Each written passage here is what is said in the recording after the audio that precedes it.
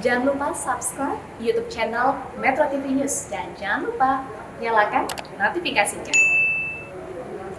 Kasus pembunuhan ibu dan anak yang terjadi di Kabupaten Subang, Jawa Barat sudah memasuki hari ke-100. Keluarga korban menggelar pengajian untuk mendoakan kedua almarhumah, namun hingga kini belum terungkap pelakunya. Kasus pembunuhan Tuti dan Amalia di Subang sudah memasuki hari ke-100.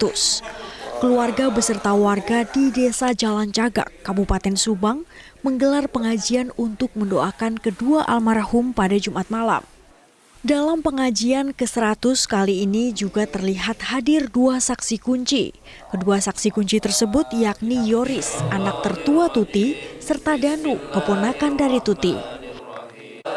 Yoris berharap kasus pembunuhan ini cepat terungkap dan polisi menetapkan tersangkanya.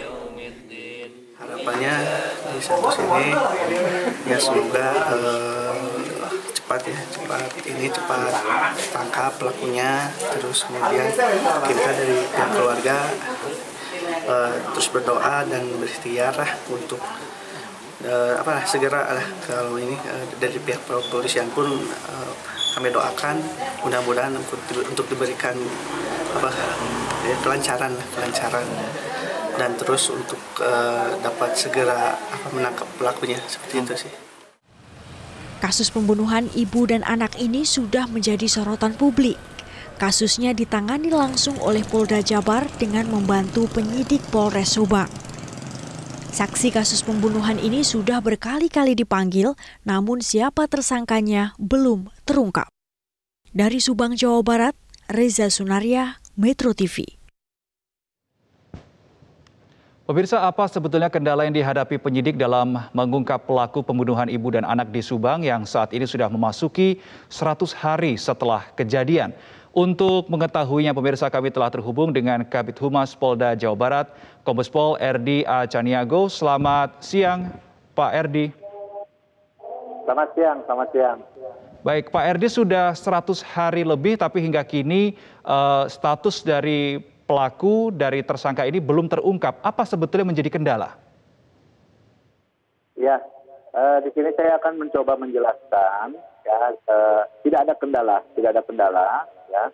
Namun dengan demikian, kasus yang sedang kita tangani, yang sebelumnya ditangani oleh Polres Subang, kemudian per tanggal 15 November kemarin itu sudah ditarik penanganannya di Polda Jabar. Nah, ini bukan berarti tidak ada ketidakmampuan dari Polres Subang, tidak. Karena untuk efisiensi waktu, untuk pergerakan kegiatan penyelidikan secara cepat, dalam artian alat-alat yang bersifat digitalisasi ini kan ada di Polda Jabar, ya, di Direktorat Kriminal Umum. Nah, sekarang ini yang sudah didapatkan bukti petunjuk, ya, serta saksi-saksi secara konvensional yang dilakukan penyelidikan sebelumnya itu oleh Polres Subang ini sekarang kita sesuaikan.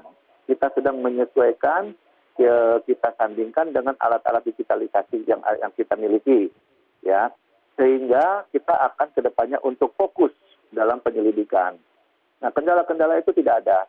Memang ada beberapa, ya, kendala, bukan berarti kendala, tapi keterangan-keterangan dari beberapa saksi yang berubah-ubah. Nah, oleh karena itu kita dari penyidik itu akan menyesuaikan apa yang disampaikan oleh saksi-saksi yang sudah diminta keterangan itu untuk disesuaikan dengan petunjuk dan bukti-bukti yang sudah kita miliki yang sekarang ditangani oleh Polda Jabar. Baik, Pak Erdi, tadi Anda katakan saat ini sedang ada penyesuaian atau mix and match bukti petunjuk yang dimiliki awalnya oleh Polres Subang dan saat ini sedang dikorelasikan dengan yang dimiliki oleh Polda Jawa Barat. Sebetulnya bisa didetailkan bukti petunjuk seperti apa yang saat ini sampai dengan saat ini masih dicocokkan? Ya, bukti dan petunjuk ini tentunya masih dalam kapasitas atau konsumsi dari penyidik, ya. Kami belum bisa menyampaikan kepada publik dikarenakan penyidik akan memfokuskan dulu. Jadi ada beberapa petunjuk dan bukti yang benar-benar kita fokuskan untuk mencari informasi sehingga terang benderang kasus ini dan dalam waktu dekat, insya Allah kita akan bisa menemukan tersangkanya. Jadi untuk sementara berikan kami atau penyidik untuk fokus dalam penyelidikannya. Untuk sementara bukti-bukti yang petunjuk ini mungkin belum kita bisa sampaikan kepada publik. Demikian. Baik, Pak Erdi, ketika sudah ada masa 100 hari penyelidikan yang dilakukan, kemudian pemeriksaan beberapa barang bukti, apakah ini sebetulnya sudah mengerucut ke beberapa nama yang berpotensi akan ditetapkan sebagai tersangka? Ya, dalam istilah kerucut-mengkerucut, ya kita pasti akan berupaya ke sana ya. Namun dengan demikian, sekali lagi, sekarang semua pemeriksaan saksi-saksi yang kurang lebih 55 orang yang terdiri dari keluarga korban, dari saksi-saksi dari masyarakat, kemudian dari ahli dan sebagainya, ini kita pelajari kembali. Ya, kita pelajarin kembali untuk melihat kesesuaian antara pemeriksaan dari saksi ke saksi yang lain.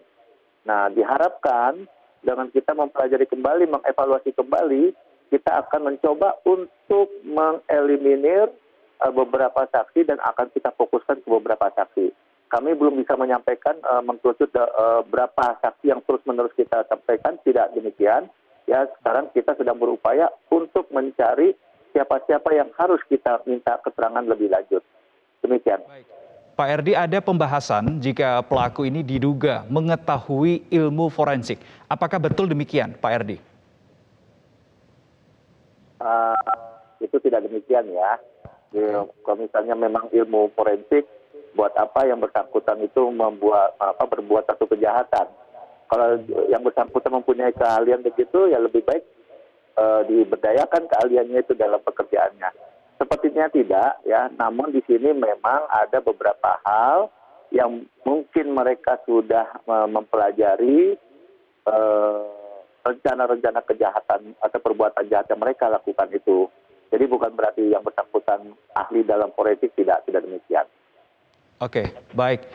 Terima kasih Kombes Pol Erdi Acaniago, Kabid Humas Polda Jawa Barat sudah bergabung bersama kami dalam program Metro Siang.